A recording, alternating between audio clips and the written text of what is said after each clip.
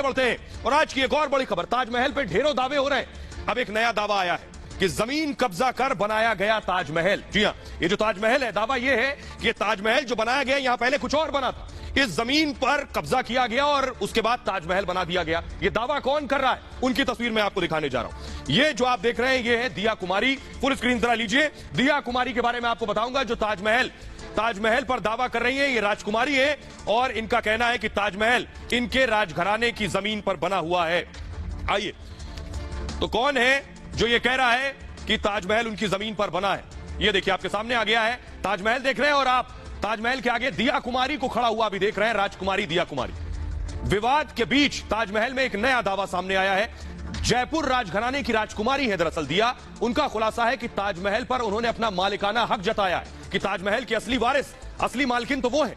ताजमहल को बताया है राजघराने में की प्रॉपर्टी कि ये उनके राजघराने की प्रॉपर्टी है। ताजमहल हमारे परिवार के पैलेस पर बना है। राजकुमारी का कहना है कि यहां पर पहले उनका पैलेस बना था, उनके राजघराने का, उसे तोड़कर ताजमहल बनवा दिया गया। शाहजहां को उस वक्त पैलेस बहुत अच्छा लगा, बहुत पसंद आया। शाहजहां ने हमारी जमीन पर कब्जा कर लिया, राजकुमारी ने कहा। तब मुगल सरकार का विरोध नहीं कर सके थे उस दौरान। हमारे पास जमीन के दस्तावेज मौजूद हैं, उनका यहां तक कहना है। कोर्ट के आदेश पर दस्तावेज सौंप सकते हैं, वो ये दावा भी कर रही। जयपुर राजघराने की राजकुमारी है दिया कुमारी और महाराजा सवाई सिंह महारानी पद्मिनी देवी की सुपुत्री हैं, उनकी बेटी हैं। 2013 में सवाई माधोपुर से बीजेपी की विधायक भी रह चुकी हैं और 2019 में राजसमंद से बीजेपी के टिकट पर लोकसभा का चुनाव जीती हैं। फिलहाल बीजेपी की सांसद हैं। अब आप खुद दिया कुमारी को सुनिए, जो ताजमहल पर दावा कर रही हैं। वो जो जमीन थी, वो उसकी जो वहाँ पर हमारे पास भी जो दस्तावेज हैं, उसमें ये जो प्रॉपर्टी है ये पैलेस था और शाहजहां ने इस पे कब्जा किया। डेफिनेटली वो जमीन जयपुर पूर्व राज परिवार की जमीन थी और आज भी ये जो स्थिति है, बहुत अच्छा है कि इन्होंने किसी ने आवाज उठाई और पिटीशन फाइल की है। उसके लिए कोई भी अगर आवश्यकता पड़ेगी दस्तावेजों की या कुछ भी, तो हमारे वहाँ ट्रस्ट में पोती खाना भी है, जो भी डॉक्यूमेंट्स है हम लोग प्रोवाइड करेंगे। मैं ये नहीं कहूंगी इस पे पूरा जो उन्होंने कहा है कि कमरे खोले जाने चाहिए, कुछ कमरे हैं जो बंद हैं, कुछ पार्ट है ताजमहल का जो बंद है, सील्ड है, उस पर डेफिनेटली इंक्वायरी होनी चाहिए, उसको खोलना चाहिए कि वहाँ क्या था क्या नहीं था। देखिए, वो सारे फैक्ट्स तो तभी एस्टेब्लिश होंगे जबकि एक बार प्रॉपर उसकी इंक्वायरी होगी और कोर्ट आदेश देगा कि इसको डेफिनेटली इसमें पता करना चाहिए कि पहले क्या था।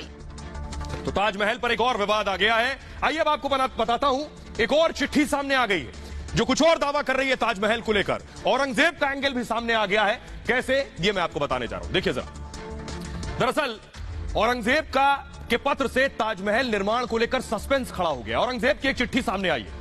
1632 में शाहजहां ने ताजमहल का निर्माण शुरू किया था। 1632 में 20 साल में बनकर तैयार हुआ, यानी 1652 में 1652 में पहली बार ताजमहल की मरम्मत का काम भी हो गया। ये कैसे? औरंगजेब के पत्र में इमारत के संरक्षण का जिक्र है। औरंगजेब ने एक चिट्ठी लिखी है, पत्र में लिखा है कि इमारत की नींव मजबूत है।